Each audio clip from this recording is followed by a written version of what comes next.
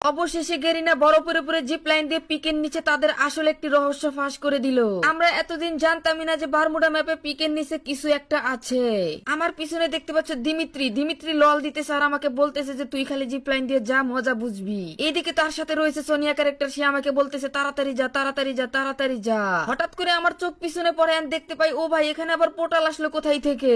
আশেপাশে তাকিয়ে দেখতে পাই ও ভাই আরেকটা জিপ লাইন দেখতে পাচ্ছি সামনে। আর আমি তাড়াতাড়ি দৌড় শুরু করি এবং সেই জিপ লাইনের কাছে যাই। আর এসে দেখি ও ভাই এটা কি দেখতেছি, মাটির নিচে গেছে, এটাও আবার দেখতেছি বরফের নিচে গেছে। আমি সিদ্ধান্ত নেই যে এই ক্যারেক্টার নিয়ে যাওয়া যাবে না, আমাদের অ্যাডাম কাকুকে আনতে হবে। আমি তাই অ্যাডাম কাকুকে নিয়ে তাড়াতাড়ি জিপ লাইনে যাওয়ার সিদ্ধান্ত নেই এবং জিপ লাইন দিয়ে নিচে যাওয়ার সাথে সাথে দেখতে পাই ও ভাই এখানে তো কোনো পানি নেই এবং কি বরফও নেই। আমরা একটা পোর্টাল দেখতে পাই আর পোর্টালটা দেখার পরে তো একেবারেই খুশি। আমরা উপরের দিকে তাকিয়ে দেখি কোনো বরফ দেখা যাচ্ছে না, আমাদের ওই জিপ লাইনটাই দেখা যাচ্ছে। আমি তাড়াতাড়ি করে এই পোর্টালটা ধরে তাড়াতাড়ি উপরে চলে যাই। আমাকে এরা দুইজন বারবার বলতেছিল যাওয়ার জন্য, আরেকজন বলতেছে যাও না। আমি তাদের কাছ থেকে বিদায় নিয়ে তাড়াতাড়ি জিপ লাইনটা ধরে ফেলি। আর যখনই আমি জিপ লাইনটা ধরে ফেলি তখনই আমি দেখতে পাই ও ভাই এটা কই নিয়ে আসলো আমাকে, মাটির নিচে।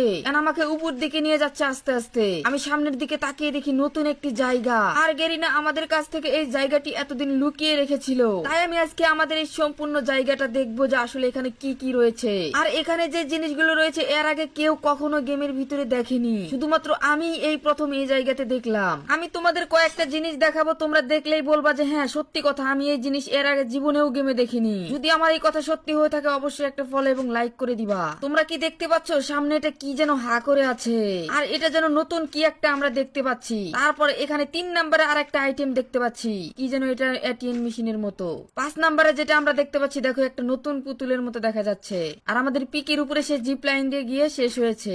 আমি তোমাদের এটার কথাই বলছিলাম, দেখো এটাতে কিন্তু দেখা যাচ্ছে নারিকেলের মাথায় টুপি, তারপরে দেখো কিরকম দাঁত লাগায় রাখছে। আমরা যদি উপরে তাকাই এটা আবার কি ভাই, এটা তো আমরা বুঝতেই পারতেছি না যে এটা কি কাজে লাগে। তারপরে এখানে একটা আইটেম দেখতে পাচ্ছি, তারপরে এটা আবার কি ভাই, আমি ভাই এগুলোর নাম জানি না ভাই, বুঝছো? তোমরা যদি কেউ নাম জানো আমাকে জানাবা, মনে হয় তোমরাই প্রথম দেখলা। তো যাই হোক আমরা পিকের সেই বড় ঘরটা দেখতে পাচ্ছি, কলা গাছ দেখতে পাচ্ছি, আমরা এখানে একটা গাছ দেখতে পাচ্ছি, অনেক কিছুই দেখতে পেলাম এখানে এসে আমরা।